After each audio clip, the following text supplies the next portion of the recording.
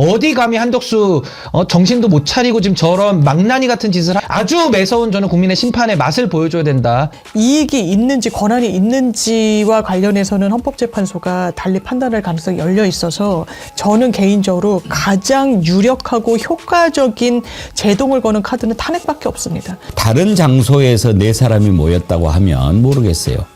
대통령 안가에 모였잖아요. 안가를 우리 같은 사람도 그냥 예약하고 갈 수 있는 겁니까? 펜션이에요, 뭐. 뭐 가서 뭐 고기 구워 먹는 거예요, 뭐예요, 진짜. 여러분 안녕하십니까, 백운기입니다. 산 넘어 산이라고 하더니 살다 윤석열보다 더 독한 놈을 만나게 될 줄은 몰랐습니다. 한덕수 총리의 대통령목 헌법재판관 지명은 그야말로 온 국민의 입을 떡 벌어지게 만들었습니다. 한덕수 총리가 지난해 말에 국회 추천 헌법재판관 3명을 임명해야 했을 때 뭐라고 말했습니까? 권한대행은 제한적으로 권한을 행사해야 하기 때문에 임명할 수 없다, 이렇게 얘기하지 않았습니까? 그때는 권한 행사도 아니었습니다. 그냥 임명장만 주면 되는 일이었습니다. 그랬던 자가 이제 와서 그것도 차기 정부 출범을 2달도 남겨놓지 않은 상황에서 그것도 내란 피의자를 딱 헌법재판관으로 지명한다. 이게 말이 됩니까?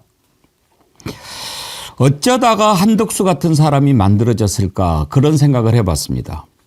공부 잘해서 고시 합격하고 윗사람 눈치만 보면서 양지만 쫓아다니는 전형적인 해바라기 관료 아닙니까?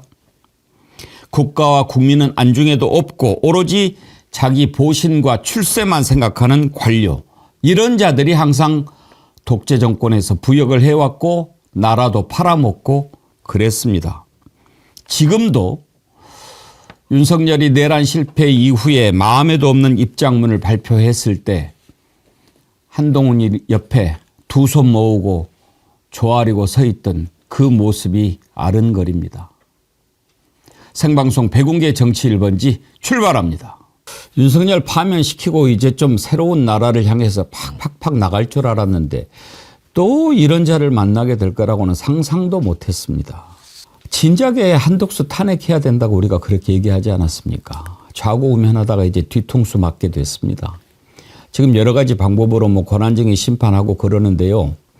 한덕수가 그냥 미친 척하고 한다면 이거는 되는 겁니다. 방법이 없어요. 어쩌다가 이렇게 됐습니까?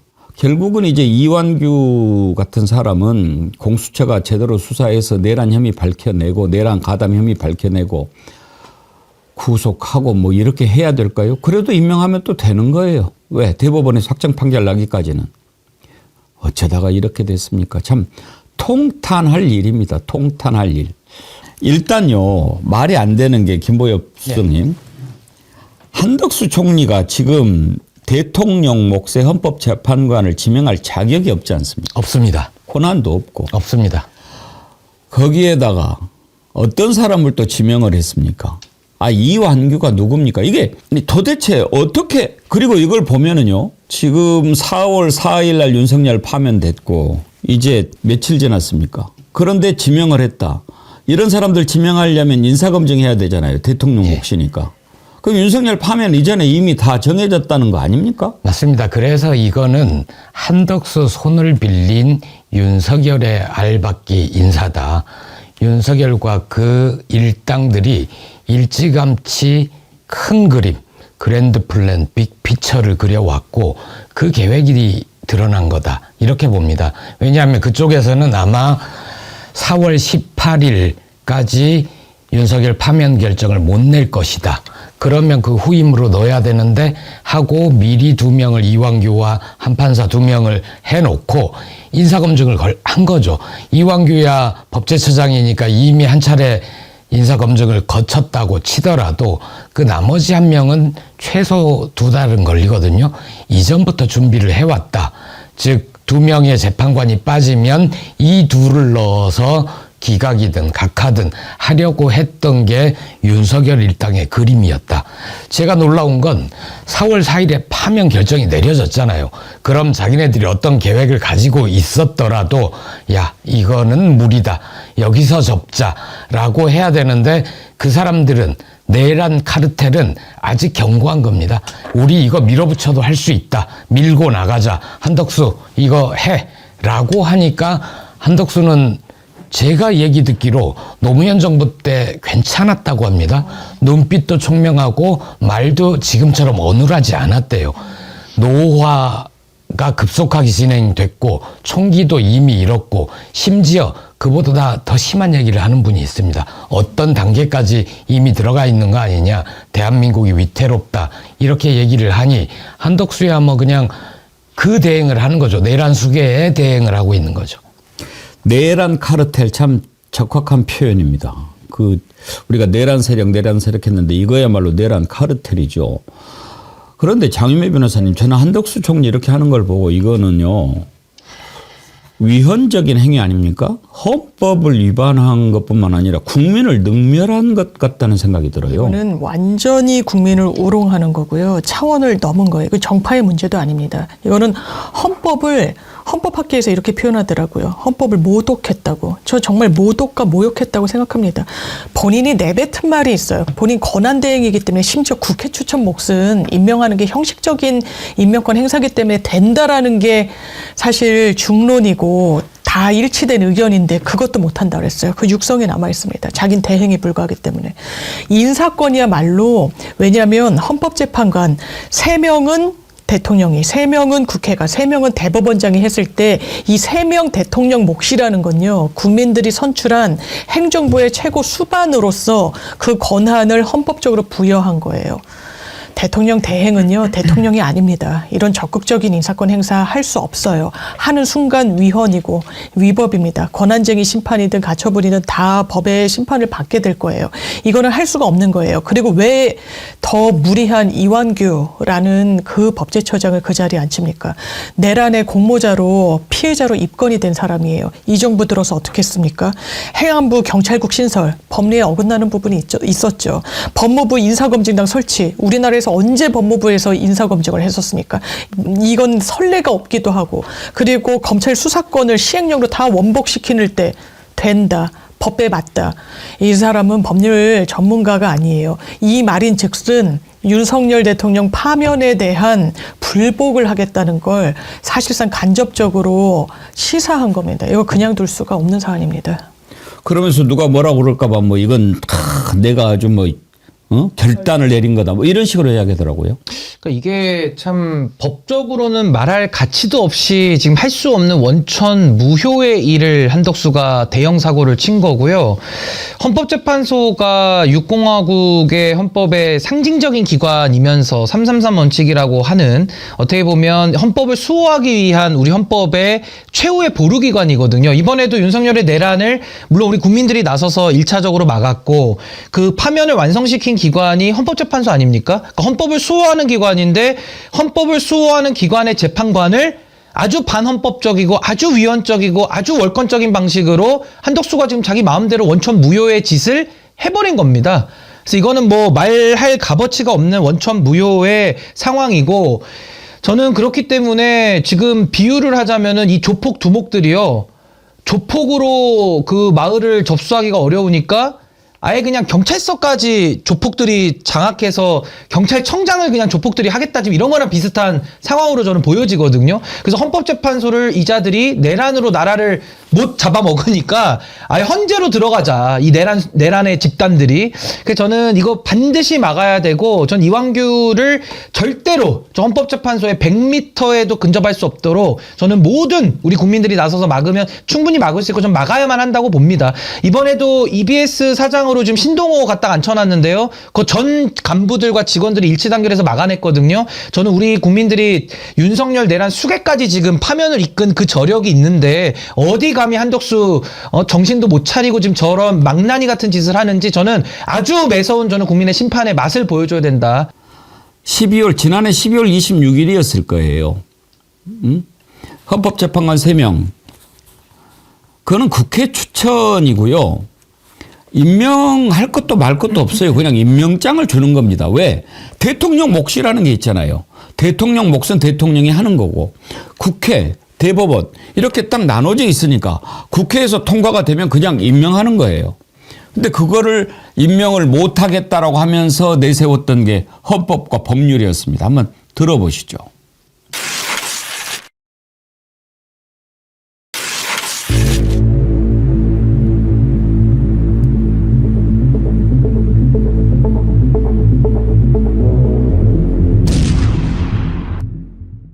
헌법기관 임명을 포함한 대통령의 중대한 고유 권한 행사는 자제하라는 것이 우리 헌법과 법률에 담긴 일관된 정신입니다.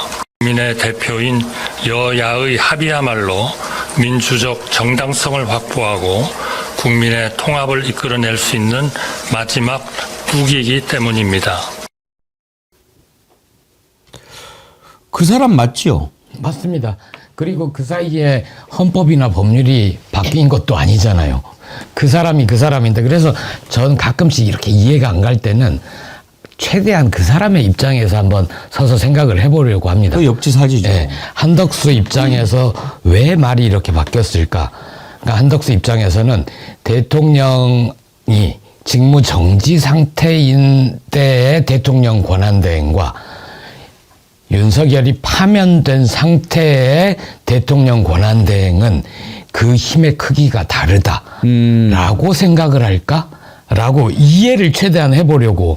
그리고 또 한 가지는 한덕수 입장에서 보면 내가 헌법재판소에 탄핵소추가 되어 갔는데 기각돼서 다시 대통령 권한대행으로 총리로 돌아왔어요. 그렇게 기각돼서 살아오면 대통령 권한대행에서 뒤에 네 글자 권한대행이 떼지나? 그러니까 그런 착각 속에 빠져서 사는 것 같다라는 생각이 듭니다. 아니 아무리 그래도 자기 입으로 그거 몇 달이나 지났습니까? 헌법과 법률의 일관된 정신이다. 장미 변호사님, 그 정신을 자기 입으로 얘기했지 않습니까? 얘기해놓고 이렇게 바꿀 수가 있는 걸까요? 근데 지금 이 내란 동조 세력과 내란 세력의 말바꾸기가 지금 한덕수의 말바꾸기를 우리가 봤고요. 또 대표적인 사람이 권성동 있지 않습니까? 권성동도 늘 자신의 이름처럼 거의 뭐 선전선동 수준으로 그렇게 말을 바꾸고 있고, 또 하나는 이 이완규라는 자도 본인이 법제처장 신분으로 나와가지고 한 얘기가 한덕수가 마은혁 임명 안 할 때 그때 그 논리를 뒷받침을 하면서 임명할 수 없다라는 궤변을 또 쏟아냈거든요. 근데 어떻게 한덕수가 할 수 없는 월권의 짓을 하는 원천무효 행위를 하는데 이완규는 그거를 수락을 합니까? 그러니까 저는 지금 이 사람들이 거의 집단적으로 뭔가 좀 완전히 지금 이성이 상실되고 완전히 그냥 욕망 그 자체의 덩어리가 돼버린 거 아니냐. 이완규는 이렇게 되면 이제 거의 이완용이 되는 겁니다. 이완용이. 근데 이완용이 하나 더 있죠. 한모 부장판사. 이번에 같이 지명받았죠. 그 부장판사도 지금 제정신입니까? 본인이 법률가고 고등법원의 부장판사 정도 되면요, 최소한의 이런 대학교 1학년 수준의 헌법 해석은 하셔야 되는 거예요. 근데 그걸 한덕수가 지명한다고 하니까 아 좋다 이러면서 그걸 받습니까? 그러면 우리가 일제치하 때 한 조선의 총독부가 와가지고 저한테 뭐 행안부 장관, 내무부 장관 주겠다고, 그럼 제가 아리가또 하면서 받아갑니까? 그거랑 똑같은 거거든요. 그래서 저는 지금 한덕수, 윤석열, 권성동 이 내란 세력에 더해서 이완규를 비롯한 이 이완용들, 이거 정말 정리하는 게 보통 일이 아닌 겁니다. 그래서 저는 갈 길이 멀지만은 무슨 수를 써서도 저는 이완용들의 헌재 진입을 반드시 막아야 되고, 우리가 지금은 조금 더 저는 이 부분을 좀 냉정하게 좀 봐야 될 부분들이 여러 포션이 좀 있는 것 같습니다. 그거랑 비슷해요. 과거에 이종섭 있지 않습니까? 호주 대사로 보냈던 도주 대사라고 우리가 불렀잖아요. 지금도 거의 도주 대사급의 헌법재판관으로 헌법 파괴자를 보내는 거죠. 그러니까 윤석열이가 하는 일들과 똑같아요. 한덕수가 항상 인권위에는 가장 반인권적인 인간을 보내고, 노동부 장관에는 가장 반노동적인 인간을 보내고, 방통위원장도 가장 방송을 장악할 인간을 보내거든요. 지금도 헌법을 가장 파괴할 놈을 보내는 거예요. 그러니까 내란 피의자를 지명하는 거 아닙니까? 그렇죠. 지금. 더군다나 이완규가 누굽니까? 그러니까 아무리 골라도 지금 일단 말이 안 되는 게, 한덕수 총리는 지금 대통령 권한 대행으로서 대통령 몫의 헌법재판관을 지명할 권한이 없어요. 자격이 없는 짓을 하고 있는 겁니다. 이 위헌이죠. 그런데 그걸 또 골랐다고 하는 게 이완규예요. 이완규가 누굽니까? 계엄 해제 그날 모여가지고 뭘 얘기를 했겠습니까? 그리고 나서 곧바로 다 약속이 난 듯이 휴대폰을 바꿨어요.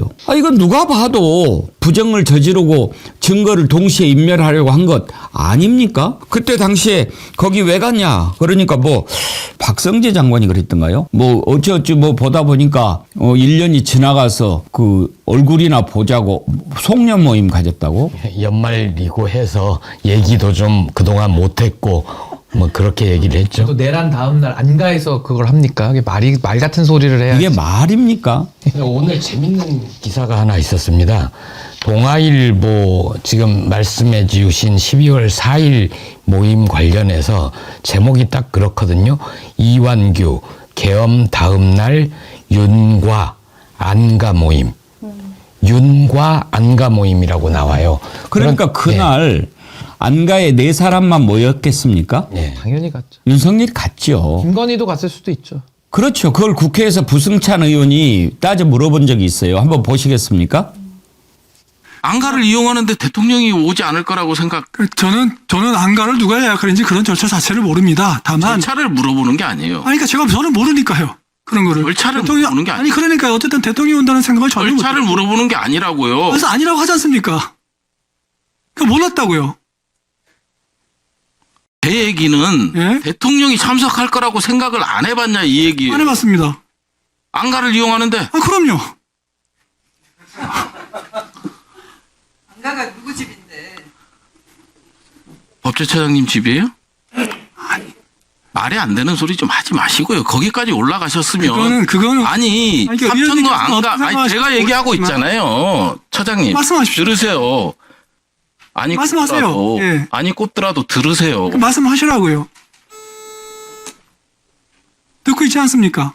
안가를 이용한다는데 대통령이 온다는 생각을 안 했냐? 아니, 이거를 물어보는데 안 했다고 하지 않습니까?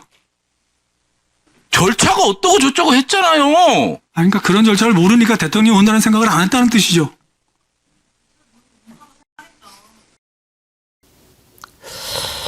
저런 경우에는 참 나는 국회의원 안 하기를 잘한 것 같아. 우리 같으면 그냥 나라차기로 그냥 어떻게 했을 것 같은데 어떻게 저런 태도를 보입니까? 다른 장소에서 4사람이 모였다고 하면 모르겠어요. 대통령 안가에 모였잖아요. 안가를 우리 같은 사람도 그냥 예약하고 갈 수 있는 겁니까? 펜션이에요, 뭐. 뭐 가서 뭐 고기 구워 먹는 거예요, 뭐예요, 진짜. 아니 저는 대통령 안가는 경호처에서 관리를 합니다. 경호처에서 관리를 한다는 말은 대통령이 누군가를 은밀하게 만날 때, 보안이 필요한 만남을 할 때 쓰는 거고, 정부 관료들이 자기네들끼리 그 대통령 안가 좀 쓸 테니까 경호처장 그 공간 좀 비워주세요. 이럴 수가 없는 거예요. 아니 근데 저 부승찬 의원과의 질의 과정을 보면 저 말하는 태도를 보세요. 그러니까요. 그러니까 처음에는 본질을 흐리면서 뭐 절차가 어떻고 저쩌고 헛소리를 하더니 이제 본인이 궁지에 몰리면은 약간 그 오만불손한 태도가 나오지 않습니까? 그러니까 저런 태도를 가진 사람이 공직을 담당하고 그것도 고위공직에 가고 아무런 검증 절차 없이 저렇게 윤석열의 후광을 입어서 갔기 때문에 저 내란 세력이 지금 대한민국 사회에 끼친 이 악영향이 너무너무 크고요. 전 오늘 이 생각도 했습니다. 아, 이완규라는 사람이 뭐 지가 살려고 그랬든 아니면 이완용이라서 저걸 받았든지 간에 어쨌든 헌법재판관으로 지명됐다는 뉴스가 쏟아지지 않았습니까? 저는 이완규가 완전한 패착에 빠졌다고 봅니다. 결국 헌법재판관 못 가거든요. 절대 못 갑니다. 저거는 온몸을 저지해서라도 국민들이 내란에 준해서 저걸 막을 거기 때문에 못 가는데 이완규는 아마 내란 피의자 중에서도 아마 선순위로 수사받을 거고요. 아마 형량이 거의 1, 2, 3, 4 안에는 들어갈 겁니다. 그래서 전 이완규가 스스로 자기 욕망에 따라 행동했는데 결과적으로 자승자박이 될 가능성이 저는 매우 높아졌다. 매우 어리석은 사람입니다. 그리고 매우 오만불손한 사람이고 다시는 대한민국 공직사에서 저런 저따위 말대답하는 사람을 두 번 다시는 안 봐야 되고 안 볼 수 있는 교훈을 저는 삼아야 되지 않을까. 저 그런 생각이 들었습니다. 근데 저걸 막을 수 있나요? 지금 장윤배 변호사님, 저는 걱정되는 게 일단 모든 헌법학자들이 다 저건 위헌적이고 잘못된 거고. 맞습니다. 그리고 저렇게 해서는 안 된다고 하는데 지금 일단 한덕수가 미친 짓을 해버렸지 않습니까? 예. 근데 계속 나 미쳐갖고 갈래. 그러면 방법이 없지 않나요? 그러니까요. 왜냐하면 권한쟁의 심판을 하고 뭐 가처분을 한다라고 하는데 권한쟁의 심판에서 유사한 사례에서 헌법재판소가 국회가 본인의 임명 권한을 침해당했다라고 마은혁 재판관을 임명하지 않은 그 부작위는 국회의 권한을 침해한다라는 판결을 내렸어요. 왜냐하면 권한쟁의 심판하려면 이게 권한이 있어야 돼요. 청구를 할 소의 이익이 그 당사자한테 있어야 되거든요. 그런데 어쨌든 3명의 재판관은 국회 추천 몫이 아니라 대통령의 추천 몫으로 돼 있고 그중에 2명을 일단 이완규 씨를 포함해가지고 하겠다는 거라서 국회에 그런 이 청구할 이익이 있는지 권한이 있는지와 관련해서는 헌법재판소가 달리 판단할 가능성이 열려 있어서 저는 개인적으로 가장 유력하고 효과적인 제동을 거는 카드는 탄핵밖에 없습니다. 이거는 어떤 저번에 기각됐던 거는 뭐 헌법재판소 결정문을 읽어보면 뭐 일리가 있어요. 중대성 요건을 못 넘었던 거 아닙니까? 그런데 이거는 너무 중대해요. 이거는 정말 허용되지 않는 행위를 해버린 거예요.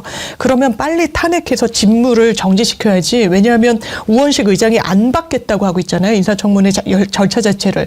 그래도 인사청문회를 거치지 않거나 거쳐서 이 채택이 되지 않더라도 대통령 추천 몫이라는 이유로 그냥 할 수는 있거든요. 그래서 이런 상황까지 오면 안 돼요. 왜냐하면 이완규라는 사람은요.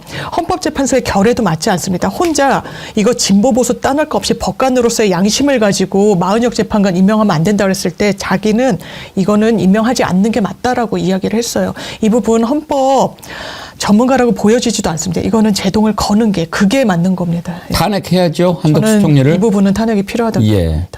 진작에 탄핵을 했어야 되는데 저걸 그냥 놔뒀단 말이에요. 저는 좀 조심스럽긴 한데 저는 생각을 조금 달리 하거든요. 그러니까 전 당연히 뭐 이완규나 한덕수 이 내란 세력에 대한 평가는 뭐 똑같으니까 제가 반복할 필요는 없을 것 같고 이걸 지금 탄핵으로 막는 거에 대해 가지고는 제가 뭘 어떤 점을 우려를 하는 거냐면 탄핵을 했을 때 결과적으로 그 탄핵 심판은 또 헌법재판소로 가거든요. 저는 이 사태를 초래한 근본적인 책임은 전 헌법재판소에 있다고 봅니다. 왜냐하면 한덕수를 진작에 날려야 되는데 파면을 안 시키고 직에 복귀시켰거든요.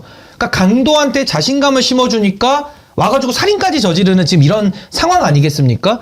그러니까 제가 헌법재판관 중에 이번에 뭐 8대0으로 그 윤석열 파면을 만들었으니까 또 헌법재판소에 대한 신뢰가 또 생겼을지는 모르겠지만 전 여전히 김복형, 조한창, 정영식 재판관에 대해서는 제가 마음이 놓이지가 않는 거예요. 그러니까 지금 한덕수를 탄핵을 해서 직무를 정지시키면 그 다음으로 또 최상목한테 가고 그럼 최상목은 또 임명을 할 가능성이 높거든요. 그럼 최상목도 또 탄핵해야 되고 똑같은 순환의 오류에 또 빠지게 되는데 여기서 중요한 건 뭐냐면 4월 18일이 지나잖아요.